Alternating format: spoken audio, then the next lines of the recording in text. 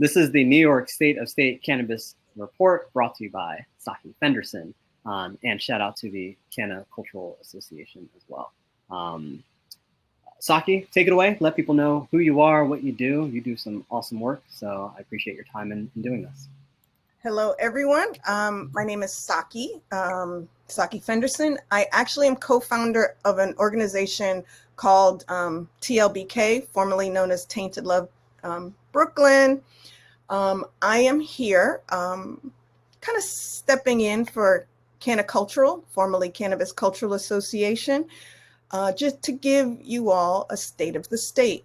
I am an activist and an advocate and an educator here in New York. So I just want to share with you a little bit about what's going on in the cannabis state of the state, New York. Punch it.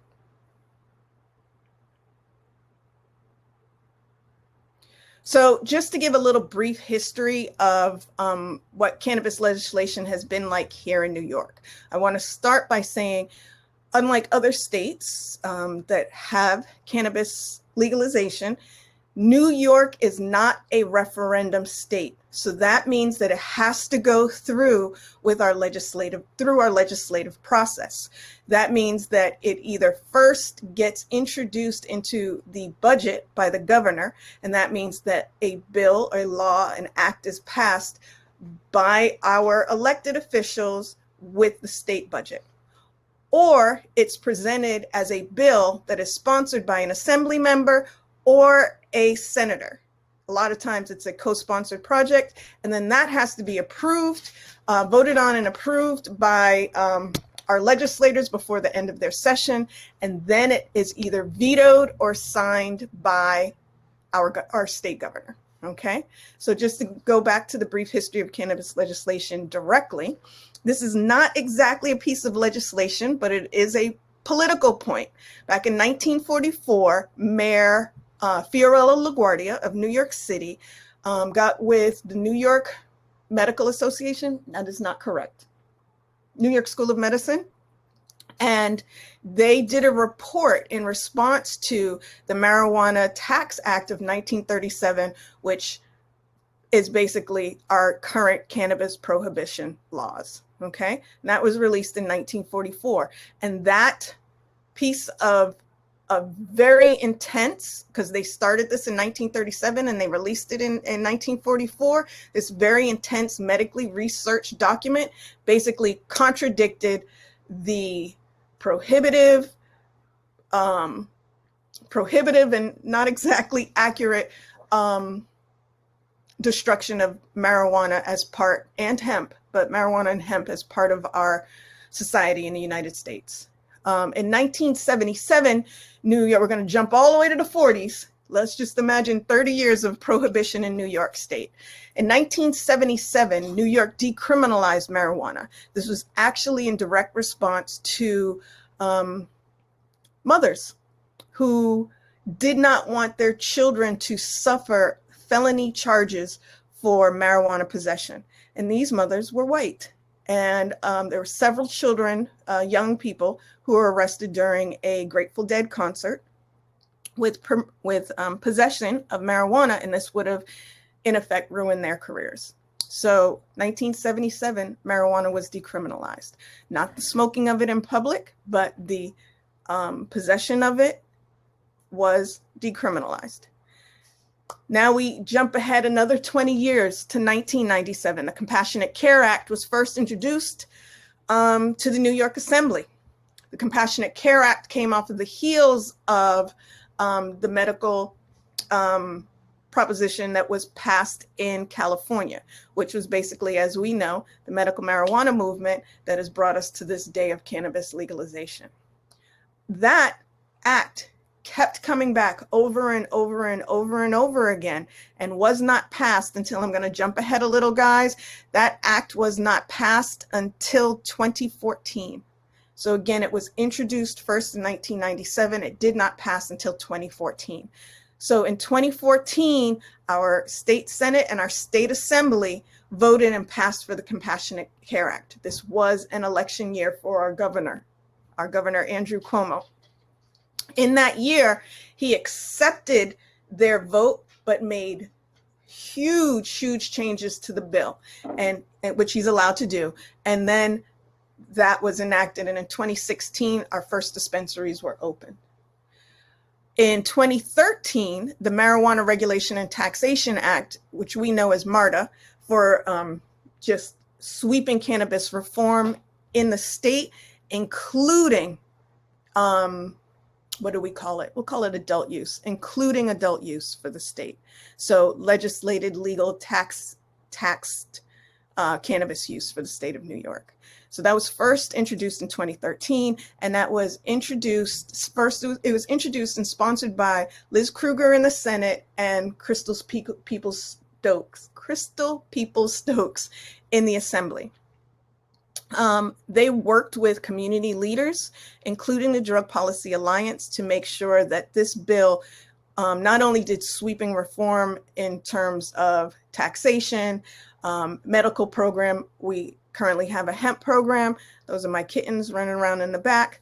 But also it addressed criminal justice issues that have come up from the war on drugs in communities. It also addressed social justice issues, including repairing those communities, bringing money back into those communities, as well as restoration. I can't remember the last one, but it was a sweeping thing. And some of the other things, expanding the Compassionate Care Act, which is our medical program, to make it more accessible and affordable, because this is a big deal.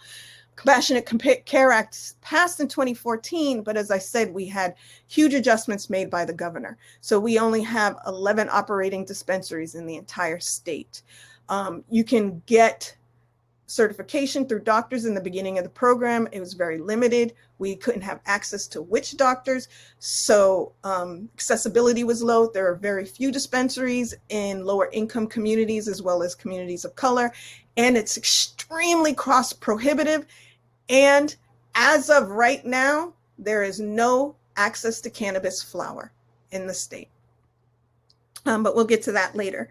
And again, the other thing that the MRTA really focuses on is generating small business, so that major organizations, multi-state international organizations, don't get to come in and take over the cannabis market. All right. In 2015, the industrial hemp program here in New York was put into effect. So we have now, I believe, since had 3 or 4 full harvests of hemp in the state of New York. And I think we're ready to move on. Oh, wait, 2016, you can move on anyway. But in 2016, the first dispensary opened here in New York, medical marijuana dispensary. Now let's get to the current state of cannabis legislation in New York. We don't have adult use. We don't have widespread overarching cannabis program. We do still have our medical marijuana program, and we do still have our industrial hemp program, but each is overseen by different oversight committees. And currently, we have an acting head of a marijuana program. He goes by the name of Norman Bierbaum. He was brought into the state by Governor Cuomo. He has an acting position because, you know, we don't have a medical marijuana program. So how can you have a position for a program you don't have? So he's working with the executive offices, and he comes to us from Rhode Island, but we do not currently have a program. In the end of 2018, introduced at the State of the State address in 2019, New York Governor Andrew Cuomo and his executive office drafted, produced, and presented their version of a state marijuana regulation program called the Cannabis Regulation and Taxation Act, very similar to the Marijuana Regulation and Taxation Act. So they are differentiated as CARTA and MARTA. CARTA is the governor, MARTA comes from the legislative body. In April of 2019, the CARTA, to again go back to the history of the state, this has to be passed through the budget.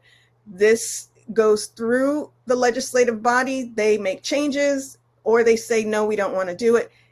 In April, that was not included into the budget. So there was a movement and a lot of activation to get the Marijuana Taxation and Marijuana Taxation Regulation and Taxation Act. I'm just going to call them CARTA and MARTA. MARTA passed. So some of the differences between MARTA and CARTA: the governor had a overseeing legislative body or oversight committee, a management committee. That committee presented by his office was not to be basically, it was going to be decided by him. He was going to appoint people to this legislative body. The MRTA wanted to have a body in which they could have a say to nominate people. So there would be this Office of Cannabis Management. Both agreed there would be an Office of Cannabis Management, but the governor wanted to appoint, where the MRTA, the legislative body, wanted to have a say in who gets to do what. All right. A few other things that were of issue: the MRTA specifies that 50% of cannabis taxation monies go back to communities hardest hit by the war on drugs. And that 50% was not going to be taken out of education. So thus, you could now say, oh, you have this MRTA money, so we're going to take 50% out of your education budgets.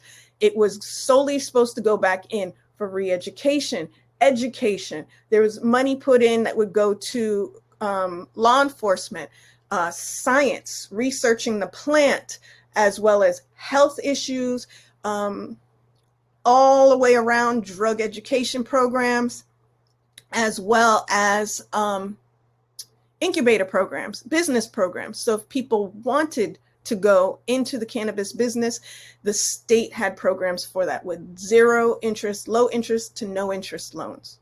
Low to no, yes. The governor's program didn't have this. Okay, so as of June 2019, the MRTA also failed to pass. So in response to that, because there were also overarching criminal justice reform issues that were asked, including people not lose their homes, people not lose their jobs, especially patients not be tested, possession not be a crime, and just the plant not be a crime. So what they did is they took, we also spoke about immigration status as well as other things. So what they did is they took elements of the criminal justice provisions in the MRTA and kind of revamped the decrim bill that we've had since 1977. Now, the important point of this is, remember, New York State has been decriminalized for over 40 years, since 1977. And New York State is the #1 arrest state for marijuana crimes in the entire world, the globe, #1. So even with decrim, we still were disproportionately arresting Black and brown citizens, Black and brown residents, right? Since this past decrim bill, we can say that marijuana arrests have gone down, but those who are arrested are still Black and brown. All right. So now we move to 2020. Yay, 2020. You can go ahead, please. Governor Cuomo, again, gets into the press and says, we're going to do it this year. We're going to pass cannabis legislation.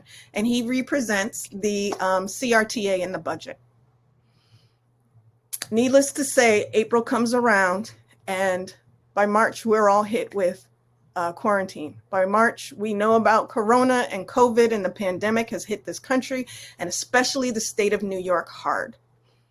Prior to that, we visited the state legislators, and cannabis wasn't top of their concerns. One of the main reasons it wasn't top of their concerns is because we had sweeping budget cuts here in New York over this past session. We, I believe, were $300 million in the hole. And so we had to make, and that number might be wrong, please, people do not quote me, but we were millions of dollars in the hole and we had sweeping cuts.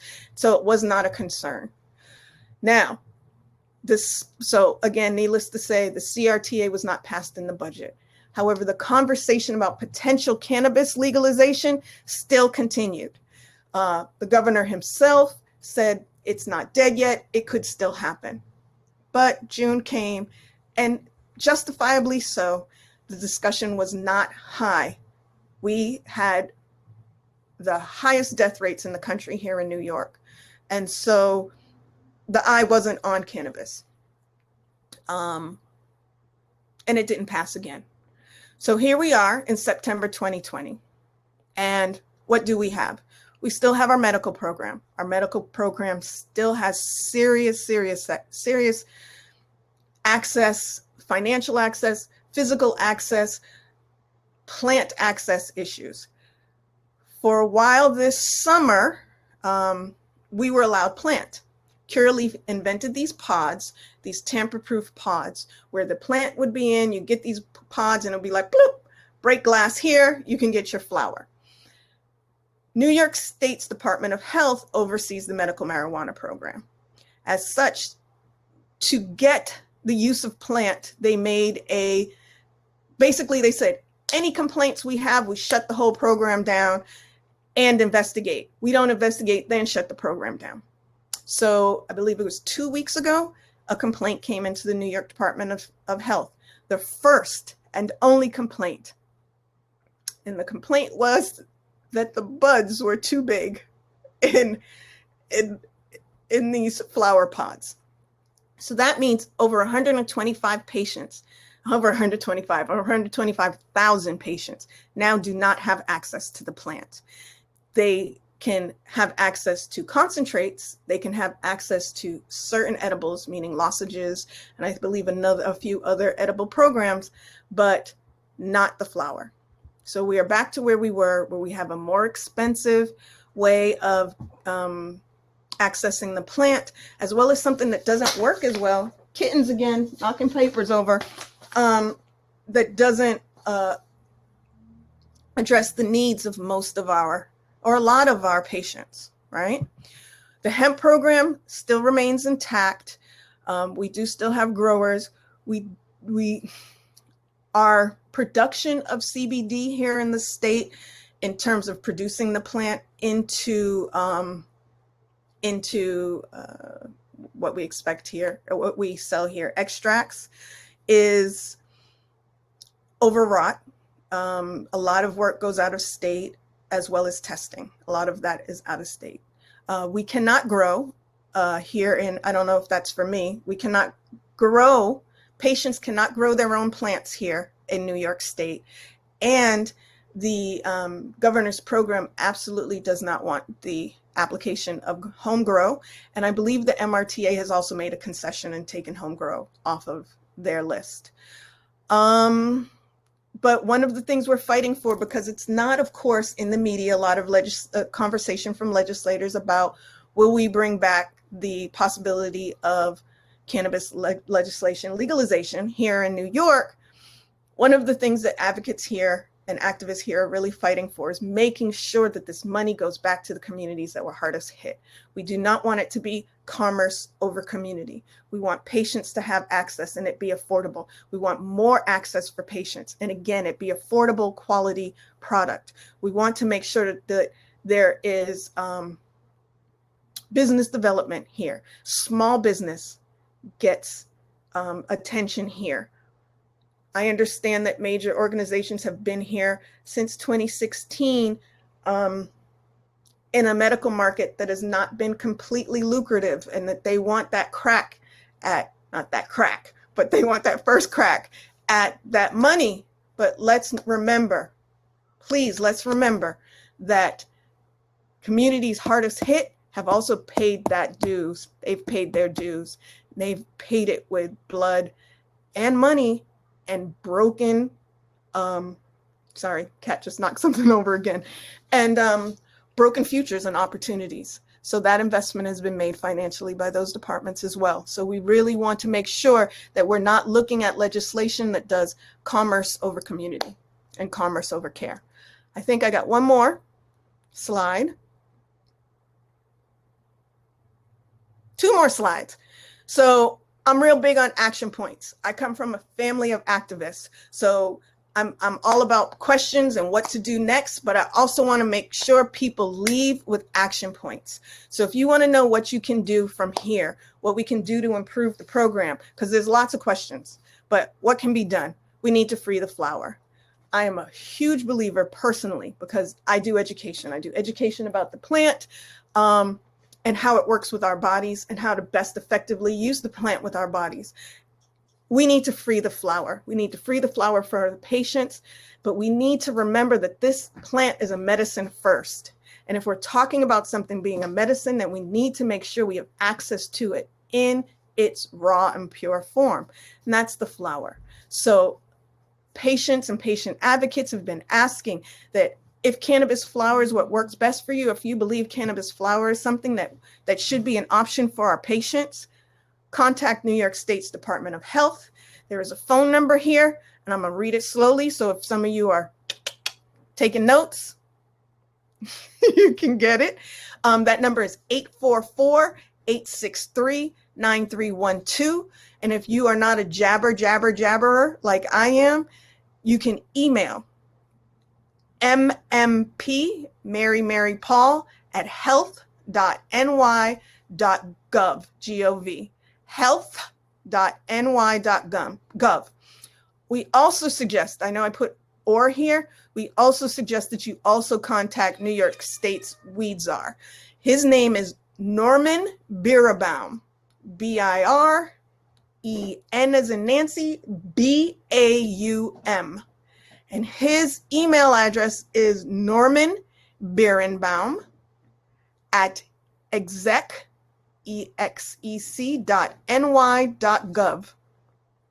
And please, let's remember when we speak to our legislators, this is a medicine before everything else. Before recreational, before political, it is a medicine first. All right. I do have one more slide. I lied, Tahid. I got one more. Last slide. Please make yourself aware of the current proposed bills and programs. The Marijuana Regulation and Taxation Act is available for download. At Tainted Love, we created a kind of cheat sheet because it is very legal language. But we created a cheat sheet that has the kind of what is the MRTA, what does it do, what does it not do, what's the difference between the CRTA, top 10 reasons for legalization in New York State. I am happy to share that with you all. I have not been able to upload that up to our website yet because I put all of that website stuff to the back burner, but I have it available and I'm happy to email it to anybody. But if you are like, no, I want to go through all the legalese, the Marijuana Regulation and Taxation Act, Senate Bill 1527 and Assembly Bill 1617. If you're from Massachusetts, that's the Boston area code. And again, that bill is sponsored by Senator Kruger and Assembly Member Peoples-Stokes. If you want to look at the Cannabis Taxation and Regulation Act, the CRTA, that is included in the 2020-2021 New York State budget. And I'm sorry, give me a second. I can tell you what page that's on. That is also available for download. And that is available. It was published on June of 2020, and the CRTA language starts on page 111, and the budget number is 1267-0404. And if you want to look into the medical marijuana program as it exists here in the state, you can go to the website is there, or you can just Google, because I do that every time. New York State Department of Health, New York State Medical Marijuana Program. Okay. That's it. I'm pretty sure I missed something. That's my little one popping his head in. Can you hear me? I can hear you just fine. There's so many things to talk about. I tried to make it concise as possible. You know, things like, you know, how many people go to jail here, what our qualifying conditions are. You know, there are a lot of specifics here. But talk to me. Tell me what I'm missing. No, I think, you know, I'm glad that you made it real that COVID-19 really threw everything, like, you know, blew the fuck up. Excuse my language. No, I mean, it's true. So, you know, I'm asking every panelist here, like, you know, 1 year prediction by next year, what type of conversation do you want to be having? Um, I know the conversation I want to be having, and that conversation is great. We have legalization. Let's start this re-education program. Let's start these this information that needs to get out to the people so that they understand not just what legalization means, but how the plant works. That's what I would like to have. Unfortunately, I think the conversation we're going to have in a year is, where's all this money going? How come this money isn't coming into our communities? Yeah, we all know that everybody's broke. Can we make sure this money that has decimated us for years comes back to us and stop acting like this is brand new? You know, that's the conversation I don't want to have. But in terms of, you mentioned information is vital. And what, you know, with New York City, at least, being such a concentrated amount of media, journalists, and content creators and media entrepreneurs, what are some words of advice for how journalists can be better covering some of these issues and things that you've already expressed? How can the media be doing a better job? One of the things I think the media really needs, would be really helpful, is speaking to the community. I don't just mean the cannabis community. I mean the communities that are affected by this. You know, in New York State, they're saying 2 out of 3 voters support cannabis legalization here. Most of them don't know what that means. Most of them think that means having a dispensary. They don't understand why we all need cannabis in our system, how growing cannabis actually physically helps us. They just see money. And then a lot of our community people don't want dispensaries because they think liquor stores, problems, or drugs, or people are going to get robbed, or traffic, or any of those things. So, you know. Who is it? FedEx. Go let FedEx in, please. I knew you were waiting for something. And in terms of, you know, COVID-19 is going to be here for a while. Hold on 1 second. The cat's coming. Don't let him out. Sorry, guys. It's real domestic in my world. Did you get the kitten? Sorry. No. Last question to wrap it up. You know, COVID-19 is going to be here. How is this going to continuously impact the future prospects of legalization? Next door. I know, he said to leave it with us. Okay, that's fine. Put it over there. I'm sorry, guys. Just saying, you know, the impact of the pandemic. How's that going to, because it's not going anywhere. This pandemic's not going anywhere. We're going to be in this for a while. I'm prepared. How's that going to impact continuous conversation on legalization? Is it going to be like an ebb and flow, or do you think that everyone still wants to push forward? I think a lot of the conversation is going to be around money, because COVID is such a financial strain on the entire world, that cannabis legalization unfortunately won't be around our wellness and community development, but it'll be around money. And that's one of the reasons I think that you know, journalists need to refocus the conversation on the community, because our elected officials work for us, and we're the people that they're supposedly protecting. So they need to talk to us. And I don't mean us, the cannabis community. I mean us, the communities that are most affected by this. Saki, again, thank you so much for your time. I really appreciate you hopping on and being a part of the conference. You were everywhere today. So I really appreciate you sticking with us from the start. So last way for people to connect with you and connect with your organization and business, can you give? Oh my God, is there one more slide? There might actually be one more slide. I think I did that. Did I? Yes, I did. There you go. Okay, so if you are interested in being part of the movement here in New York to make cannabis legalized, Start Smart NY, which is a Drug Policy Alliance coalition. And it's funny because the MRTA we have here is real similar to the federal government's MORE Act. Like everything we're asking for here in New York is so almost there with the federal MORE Act. Thank you, DPA. But the website to them is smart-ny.com. And I know that we ask for people to give your emails, and so that we can keep you involved.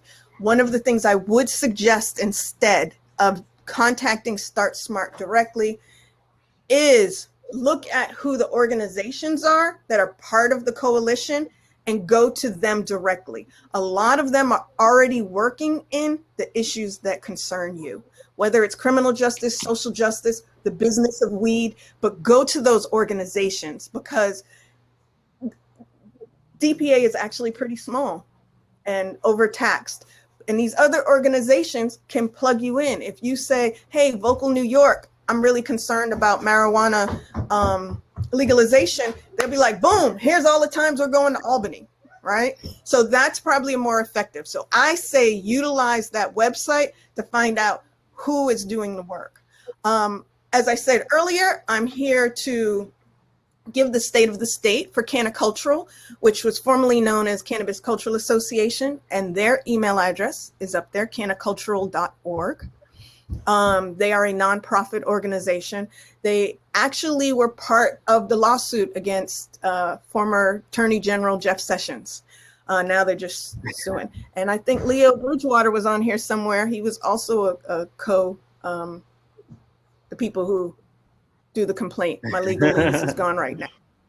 There are several other organizations here in New York who are feet on the ground doing advocacy, as well as have very clear business minds as well. So if you're like, I don't care about business, but I care about what happens to community, we have places like the CannAware Society that is really entrenched in Black and Brown communities here. We have Cannacclusive on the Revel and Women Grow, who are very focused on the business aspects of inclusive business aspects for here in the state. And then my organization, TLBK, Tainted Love Bk, you can find us on Instagram at Tainted Love Bk, and our website, which again, not great with It'll the come website, together. but Always. Instagram, yes, Instagram is on point. I know we've been around forever, but I'm 48 years old. I'd be like, whatever with the technology, whatever. Yeah. But we do education. One of our main things is like creating little cheat sheets to make all that legalese easier to read. We teach people how to use the plant. There goes my child again. We teach people how to use the plant and how the plant works. So that's very important. Like our big thing is it's a medicine first. Everything else comes after that. So, hey, that's how you can get in touch. Anybody got questions? No questions? We done? I think we're good. Yeah, I think we are good. Saki, it's been a pleasure having you. Thank you again for supporting the CannAtlantic Conference, and we really appreciate having you here. This was a great conference. I've really enjoyed myself. Thank you. Different sessions, all the things that you've offered. It was really, really well produced. I appreciate it. I appreciate it. That means a lot. And I will be celebrating soon.